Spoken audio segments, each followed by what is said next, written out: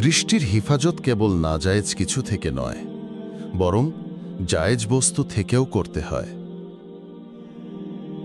চমকে উঠলাম, জায়েজ জিনিস থেকেও নজরের হেফাজত। মাগরিবের পর মসজিদে বসা ছিলাম। মিম্বারের পাশে একজন বয়স্ক তাবলিগের মুরব্বী বয়ান করছেন। কিছুটা দূরে থেকে তার বক্তব্যের এই অংশটা কানে আসতেই কান খাড়া হয়ে গেল।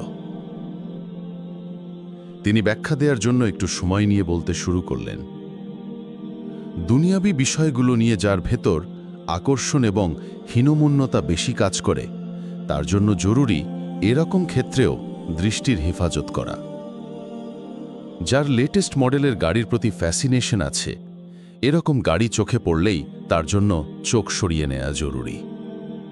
সুন্দর বাড়ি বা অ্যাপার্টমেন্ট, লেটেস্ট মডেলের মোবাইল ফোন বা আকর্ষণীয় কোনো ড্রেস যেগুলো দেখলে তার নিজের ভেতর আফসোস এবং আকর্ষণ তৈরি হয়, সে যেন এসব কিছু থেকেও দৃষ্টির হেফাজত করে।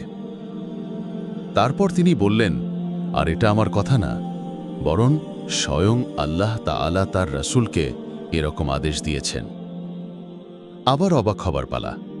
এতক্ষণ ভাবছিলাম সাময়িক চিকিৎসা হিসেবে তিনি হয়তো নিজ থেকে এটা বললেন, কিন্তু এটা সরাসরি আল্লাহর আদেশ। সত্যি? মুরব্বী তিলাওয়াত শুরু করলেন, ওয়ালা তামুদ্দান্না আইনাইকা ইলা মা মাত্তা'না বিহি আজওয়াজাম মিনহুম জাহরাতাল হায়াতিদ দুনিয়া লিনাফতিনাহুম ফীহি ওয়া রিজকু রাব্বিকা খায়রুন ওয়া আবকা।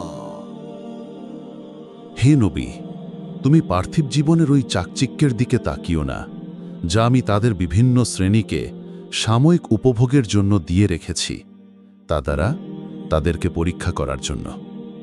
বস্তুত তোমার রাবের রিজিক সর্বাপেক্ষা উত্তম ও সর্বাধিক স্থায়ী। সূরা তহা আয়াত 131। দিনী মজলিসের ফায়দা এটাই, কোরআনের এই আয়াত তিলাওয়াত হয়েছে বহুবার, কিন্তু নিজের সাথে এভাবে ফিট করার সুযোগ আগে হয়নি কখনো।